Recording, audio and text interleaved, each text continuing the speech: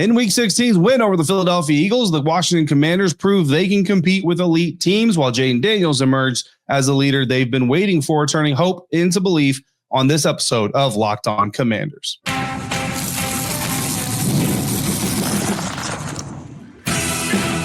You are Locked On Commanders, your daily podcast on the Washington Commanders. Part of the Locked On Podcast Network, your team every day. Welcome into today's episode of Locked On Commanders, part of the Locked On Podcast Network, your team every day. I'm your host, David Harrison, covering the Washington Commanders for Sports Illustrated's CommanderGameDay.com, and I'm here with you every Monday through Friday. You can also find me helping out with WUSA 9's local coverage of the team this year, and I appreciate you coming through for today's episode. Everydayers, I appreciate you coming through every single day. Locked On Commanders is your daily podcast covering the Washington Commanders, and if you haven't already, you can subscribe for free on YouTube or wherever you are listening to today's episode, in which we're going to talk about Terry McLaurin's ever-expanding influence beyond the stat box. We're going to talk about Jayden Daniels emerging as a leader on this team, and we're going to talk about the Commanders competing with elite teams in the NFL, all part of our 5 things we learned in Week 16. And we're doing so thanks to FanDuel. New customers, you can place a $5 bet, and you'll get started with $250 in bonus bets if you win that first $5 bet. Visit FanDuel.com to get started today. In Week 16's win over the Eagles, the Commanders proved that they can compete with elite teams in the National Football League, while Jayden Daniels emerged as the leader they've been waiting for, turning hope into belief. 5 things we learned in Week 16 in the win over the Philadelphia Eagles. Number 1 is that the Commanders can swing with heavy hitters. That is the phrase that Dan Quinn used ahead of the game, is learning how to swing with those heavy hitters. Building, rebuilding is the first phase of every NFL team. That's kind of the phase that we put this team in to begin the season. Then the next phase, as far as I see it, I should say, is competing. Then you become a team that's contending. Then you become a team that is a championship caliber team. The Washington Commanders, again, entering the season as a building, rebuilding. They called it retooling, whatever phrase, whatever synonym you want to use. It's all essentially the same thing. But they have turned very swiftly into a competing team. The way to become a contending team, and this is what Dan Quinn was talking about before the game, is if you want to be one of those contending teams, he called them heavy hitters. Again, you can use any synonym you want to in place of it.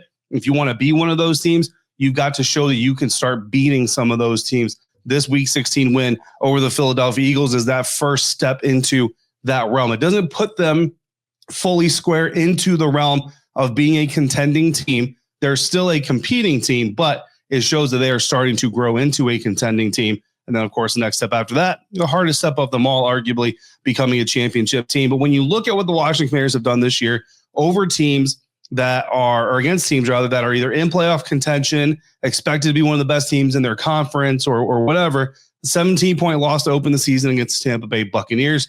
They followed that up with a 5-point win over the Cincinnati Bengals, a huge statement win at the times. Now, again, the Bengals have kind of fallen off, had a very rough season, but they are still in playoff contention, actually. If they beat the Denver Broncos this weekend, they will still be in contention for that final AFC wildcard spot. They followed that up, the Commanders did, with a 7-point loss to the Baltimore Ravens in a very hard-fought game, a 1-point loss to the Pittsburgh Steelers that I kind of still chalk up as should have been a win, is another one of those matchups. 8-point loss to the Philadelphia Eagles in a disappointing fourth quarter in that Thursday night game.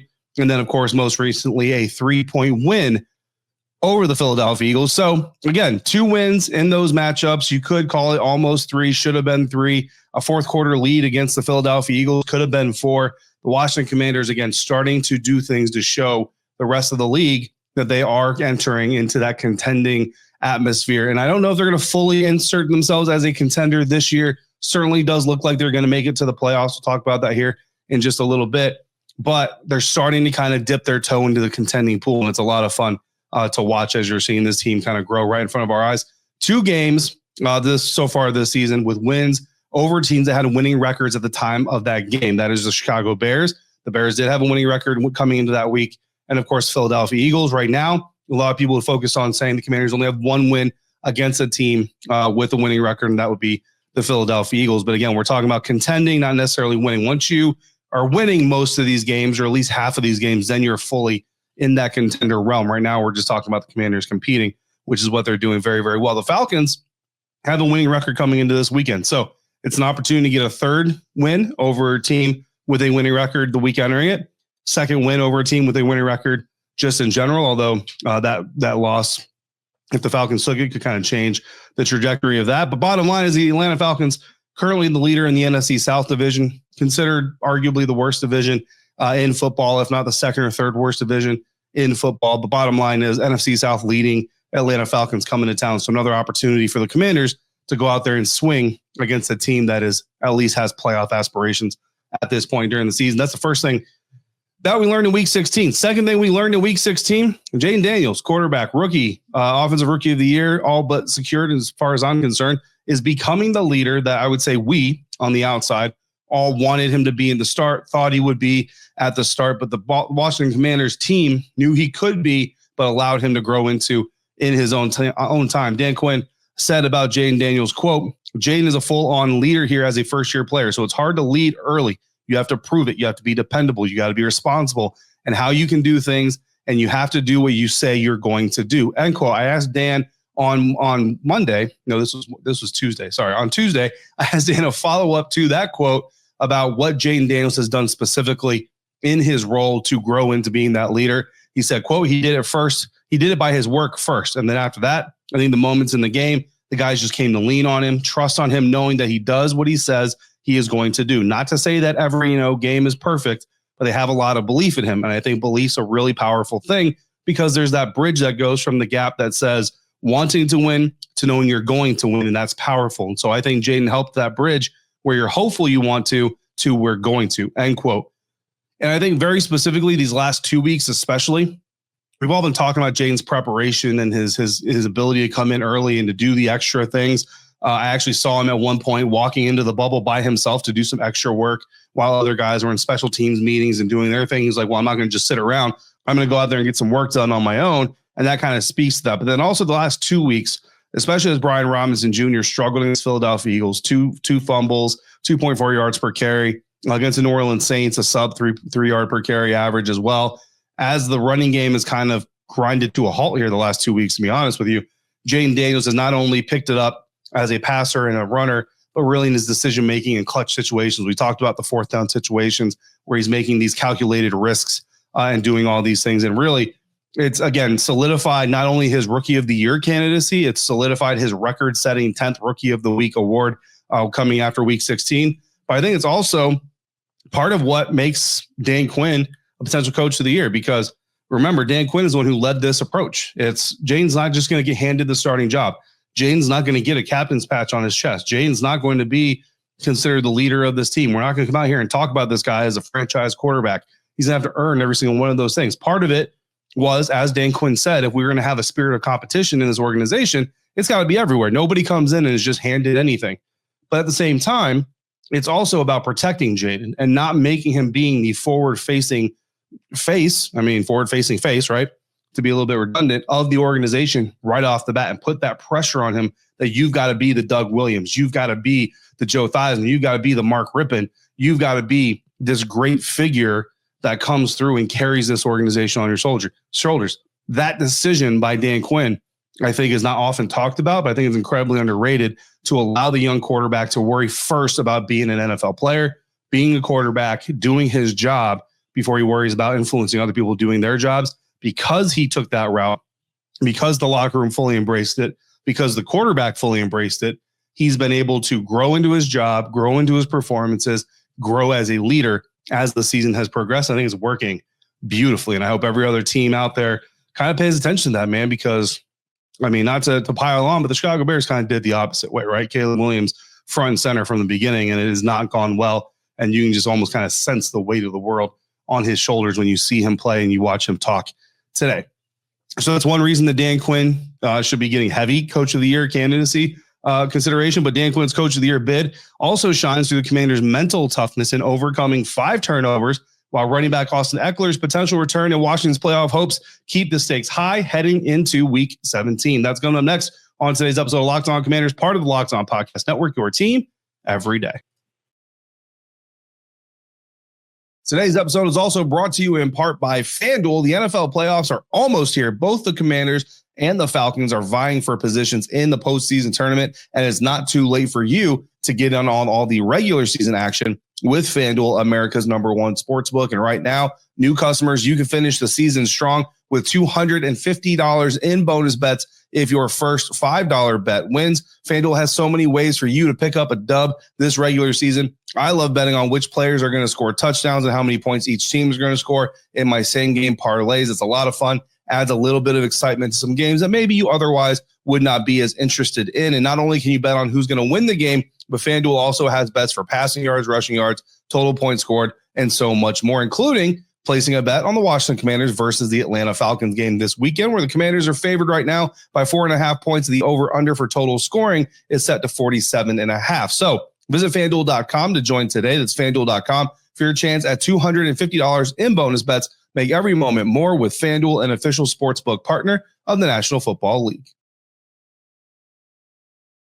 Dan Quinn's Coach of the Year bid shines through the Washington Commanders' mental toughness and overcoming 5 turnovers. That's coming up next on today's episode of Locked On Commanders. And if you want even more out of the Locked On Commanders podcast, all you got to do is become a Locked On Commanders insider. Go to joinsubtext.com/LockedOnCommanders. Sign up today to become an insider. You're going to get text from me. You'll text me your questions, your thoughts, your analysis. You'll get bonus content, inside information, and invitations to our exclusive insider-only Zoom conferences where we talk once or twice a week about the Washington Commanders, especially post-games. A lot of fun going through there. So again, to get in on that, join subtext.com/LockedOnCommanders. Try it out for free for the first 2 weeks. If you like it, stick around a little bit longer. Dan Quinn should be the Coach of the Year for a lot of reasons, but I will tell you right now, his team committing 5 turnovers on offense, yet still winning the game, is actually a reason that he should win the Coach of the Year award. Is another bullet point on that resume. Turnovers and resilience.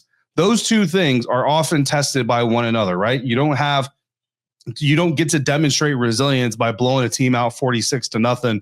That's not going to really dictate a lot of resiliency demonstrations for you. So those turnovers a lot of times are what sparks the demonstration of resiliency. So as we look at how the Washington Commanders managed to win despite the 5 turnovers and what it says about the team's mental toughness, I think it's really important to kind of establish that as the excrement rolls downhill, so to speak, so does the motivation. You know what I mean? So Dan Quinn really sets the tone for this team to the point where they were able to achieve something that hadn't been achieved in the 85 previous games, where a team turned the ball over 5 times and allowed 30 points or more on the other side. 85 previous times, teams lost that game. It took the 86th Dan Quinn's Washington Commanders to win one of those games. And of course, Dan Quinn will give all the credit to other people and all that stuff. And that's part of what makes this team incredibly impressive. And shout out to Chick Hernandez of WSA9, who did the research to get that stat. I thought it was an amazing stat. Really kind of blew my mind. So wanted to share it here with all of you as well. But the fact that team, because I'll tell you right now, we've seen some of the best teams in the NFL, some of the most dominant teams in the NFL, turn the ball over 5 times, give up 30 points, and just kind of roll over from about midway to the third quarter on and just say, okay, listen, let's just get the game over. Let's just do this thing and let's just get this thing over with. But this team did not quit until the final gun, did not quit until with 6 seconds left in the game, they were leading and they were eventually going to get that win. Dan Quinn never gets too emotional one way or the other. He does celebrate with his guys. Don't get me wrong. He shows emotion, but doesn't get too emotional one way or the other. And I think what's really impressive is being praised for being the first coach in franchise history to win 10 games in his first season. He gets that praise and he immediately flips it to saying, look, the true standard of coaching in this franchise is Joe Gibbs. That's the true mark of the franchise history coaches. 17-7 in the postseason, 3 Super Bowl wins. That is what Dan Quinn is chasing. He appreciates the 10 wins in the first season, appreciates the fact that he's the first to do it, but he's looking at Joe Gibbs as the standard bearer, so he's not even close as far as he's concerned. That shows you where the focus is for a guy like Dan Quinn, that focus trickling all the way down to his players. So I think a great weekend in establishing the resume for Dan Quinn as Coach of the Year, possibly this season. Fourth thing we learned in Week 16, that Austin Ekeler could return. Of course, we learned that after the game, but we haven't fully turned the calendar yet to Week 17, right? So we're going to fit it in here. Austin Ekeler, Dan Quinn was asked about his potential return. This is officially the last week that Austin Ekeler has to be out on IR. This is the 4th game that he'll miss. So Dan Quinn did acknowledge that, yes, he could return at some point in the season. That certainly, the opportunity of that possibility is certainly open. And if he does return, this is going to signal the Washington Commanders potentially starting to get healthy at the right time. We talk about this a lot in the NFL. It's not always the best team that season that wins the Super Bowl, but a lot of times it's just the best team that weekend wins the Super Bowl. And a lot of times the reason they're the best team that weekend is because they're the healthiest team that weekend. This is a game. The NFL is a league of attrition. So football is a game of attrition, all that stuff. So the teams that are getting healthy at the right time or staying healthy at the right time tend to be the ones that make the biggest noise. Austin Eckler potentially coming back. And again, no guarantees to me not this weekend, next weekend, or even before the playoffs. And there's no guarantee he comes back at all this season. But the fact that the opportunity is there, I think is incredibly crucial for the Washington Commanders. And then, of course, you turn your attention as well to Noah Brown, who kidney injury. I don't know the specific designation. If it's a lacerated kidney, which I think is kind of the most common football-related kidney injury, you're talking typically a recovery window of 2 to 6 weeks. He suffered it in week 13 versus the Titans. That makes week 18 the 5th week, which would say if he goes the long route, which is 6 weeks, that would put him out for the wild card round, but it also puts you in the window to where he could potentially return. And again, I want to be very, very clear here. I don't know for a fact that it was a lacerated kidney. And even if I did, the 2 to 6 week window is for the kind of, I won't say the most minor, but kind of the least serious version of a lacerated kidney. So just to be completely clear here, this is all conjecture. But if Noah Brown were able to come back, say, for the wild card round, Austin Eckler able to come back for the wild card round, potentially, I would really be a lot to give a boost to the Washington Commanders going into the playoffs. So, again, not knowing the full future of either of those guys, but learning that, especially for Austin Eckler, that the possibility of him returning does exist, certainly could provide a boost for this team in the right way. And, of course, the possibility of John Allen returning this weekend against the Atlanta Falcons. Fifth thing we learned this weekend, the Washington Commanders can earn a playoff spot this weekend. For the second time in a row, the Washington Commanders have a playoff clinching scenario. Last week, they needed to beat the Philadelphia Eagles, which they did. They needed the Falcons to lose to the New York Giants, which they didn't. And then they needed either the Seahawks or the Rams to lose. The Seahawks lost, which basically takes the NFC West out of the running to take that wild card spot away from the Washington Commanders. The Commanders won. The Falcons won. So that means this weekend, if the Washington Commanders win, they're in the playoffs. Or if the Tampa Bay Buccaneers lose at home to the Carolina Panthers, the Commanders are in the playoffs. Here's the fun part. Carolina Panthers and Tampa Bay Buccaneers play on Sunday afternoon, 4 o'clock kickoff, 4:05, I think, kickoff, maybe 4:25, before the Washington Commanders play. We'll actually be in the press box at Northwest Stadium watching the end of that game to see, and potentially if the Buccaneers lose, the Washington Commanders will have clinched a playoff spot before they even take the field in week 17. Of course, if the Buccaneers win over the Carolina Panthers, and the Washington Commanders need to beat the Atlanta Falcons to secure their spot. If somehow, knock on wood, it doesn't happen, but if somehow the Tampa Bay Buccaneers win and the Washington Commanders lose, then Washington would need to either win at Dallas, or they would need the Falcons to lose in week 18 against the Panthers, or they would need the Buccaneers to lose in week 18 to the New Orleans Saints. Of course, you would much rather not leave it up to those situations. You'd much rather just secure a playoff spot yourself, either by the Buccaneers losing to the Panthers or by you beating the Atlanta Falcons. Regardless of what happens in the Bucs-Panthers game, the Commanders, are going to want to win against the Atlanta Falcons this weekend. And Terry McLaurin's evolving role is redefining the offense as his strategic alignment and influence on key plays, even when not scoring, opens up opportunities for others and showcases his growing impact on the field. That is coming up next on today's episode of Locked On Commanders, part of the Locked On Podcast Network, your team every day.